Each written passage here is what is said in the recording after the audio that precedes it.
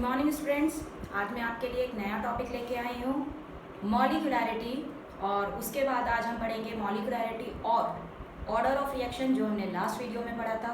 इन दोनों में डिफरेंस। तो first of all, what is the meaning of molecularity देख लेते हैं। तो मॉलिक्युलैरिटी, लेट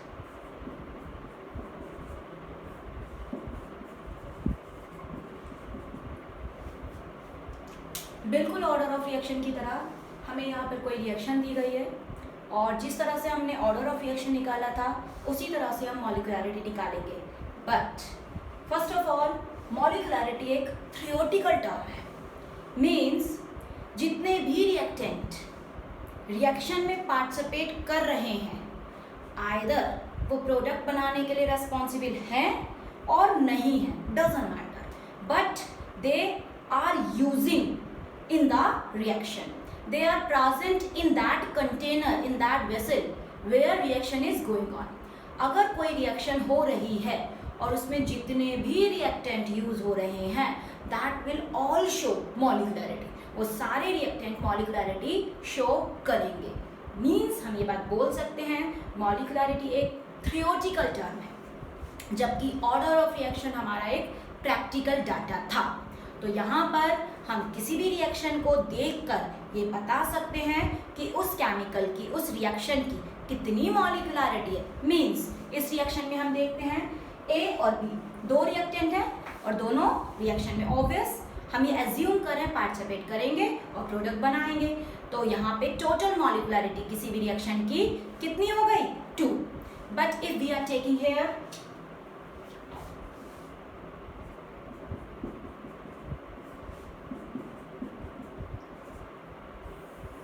तो यहाँ पे हाइड्रोजन और आयोडीन दो रिएक्टेंट यूज हो रहे हैं, यानी कि हम यहाँ भी बोल सकते हैं कि हमारी इस रिएक्शन की मॉलिक्युलैरिटी कितनी है? 2। तो यहाँ से तो ये समझ में आ रहा है किसी भी रिएक्शन का जितना ऑर्डर ऑफ रिएक्शन हुआ करता था उतनी ही मॉलिक्युलैरिटी है। बट नहीं, यहाँ हमारे पास डिफरेंस है। सबसे पहला पॉइंट, मॉलिक्युलैरिटी एक थ्योरेटिकल टर्म है, किसी भी रिएक्शन को देखकर पता लगाई जा सकती है, जबकि ऑर्डर ऑफ रिएक्शन एक प्रैक्टिकल डाटा था। हम सिंपल रिएक्शन को देखकर ऑर्डर ऑफ रिएक्शन नहीं बता सकते थे, हमें ऑर्डर ऑफ रिएक्शन कैलकुलेट करने के लिए उसका रेट लॉ लिखना पड़ता था। दूसरा पॉइंट, ऑर्डर ऑफ रिएक्शन हमने ये बात समझी थी, प्लस माइनस हाफ कुछ भी हो सकता है, फ्रैक्शन में भी हो सकता है, लेकिन ऑर्डर ऑफ रिएक्शन के अपोजिट में मॉलिक्युलैरिटी हमेशा होल नंबर में होगी। हम क्योंकि एज्यूम करेंगे कि कोई भी रिएक्टेंट कंप्लीटली पार्टिसिपेट कर रहा है रिएक्शन में। मीन्स एक क्लास में 40 बच्चों ने एडमिशन लिया और वो 40 के 40 ये एनालाइज कर रहे हैं, चाहे हम मेहनत करें या नहीं करें, बट हम पास हो जाएंगे। तो रिलेटेड टू दैट उनका हाइपोथेटिकल लॉजिक हो गया 40। मॉलिक्युलैरिटी हाइपोथेटिकल लॉजिक है, तो वो कितनी हो गई? 40।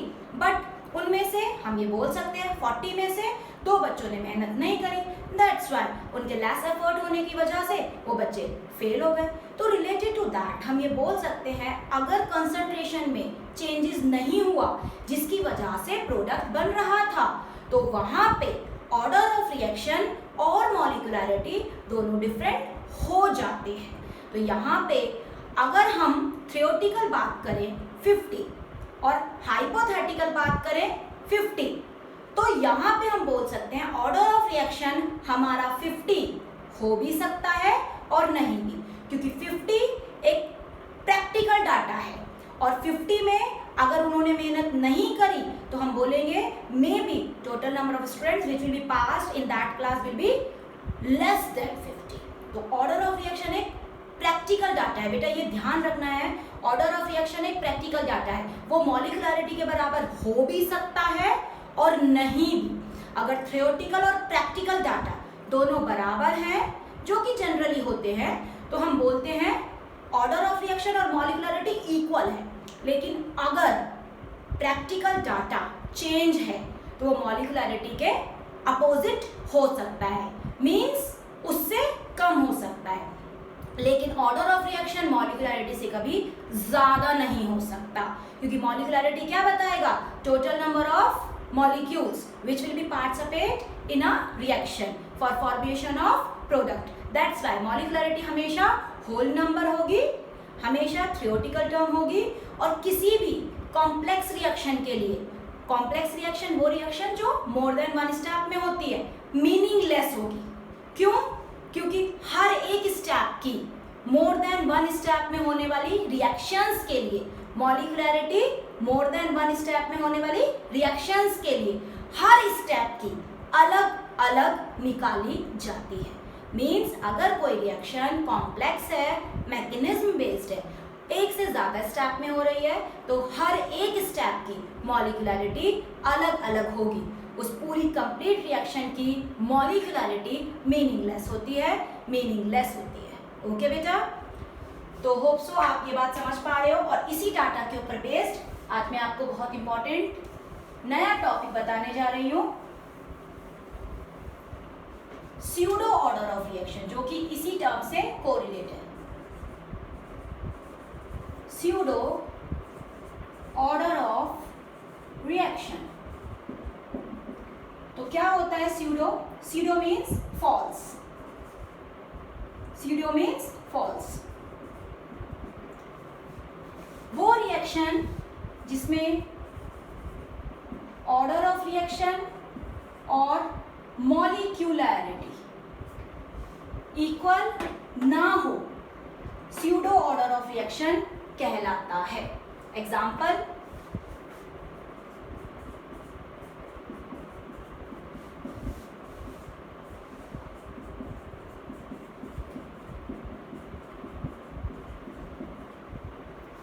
जैसा कि मैंने आपको ऑर्डर ऑफ रिएक्शन में बताया था, जब भी हम ऑर्डर ऑफ रिएक्शन कैलकुलेट करेंगे, हम इस रिएक्शन का लिखेंगे rate law. And according to rate law, R equals to K, active mass of ester. हमने ये पॉइंट पढ़ा था. हम यहाँ पे वाटर कंसीडर नहीं करेंगे, क्योंकि वाटर हमेशा एक्सिस में लिया जाता है, और अगर कोई भी टर्म एक्सिस में ली जाती है तो उस टर्म का ऑर्डर ऑफ रिएक्शन हमेशा जीरो होता है. तो हम ये बात बोल सकते हैं, वाटर हमेशा एक्सिस में लेना है, दैट्स वाई इसका ऑर्डर ऑफ रिएक्शन जीरो हो जाएगा.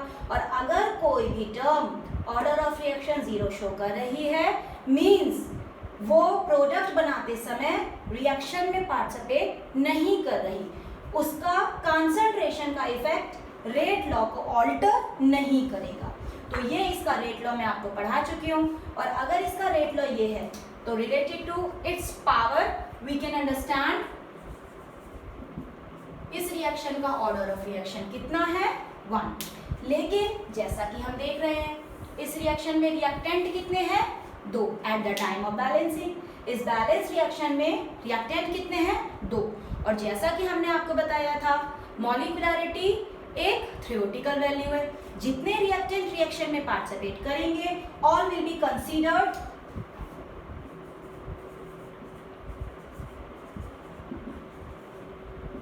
Eight the time of molecularity. तो यहाँ पे इन दोनों की वजह से मॉलिक्युलैरिटी कितनी हो जाएगी, 2. तो आप देख सकते हो इन दिस क्वेश्चन मॉलिक्युलैरिटी है 2, ऑर्डर ऑफ रिएक्शन है 1. तो यहाँ पे ऑर्डर ऑफ रिएक्शन और मॉलिक्युलैरिटी दोनों अलग अलग है. दैट्स व्हाई ये रिएक्शन किसका एग्जांपल हो गया, सूडो ऑर्डर ऑफ रिएक्शन. वो रिएक्शन जिसमें ऑर्डर ऑफ रिएक्शन और मॉलिक्युलैरिटी दोनों इक्वल ना हो.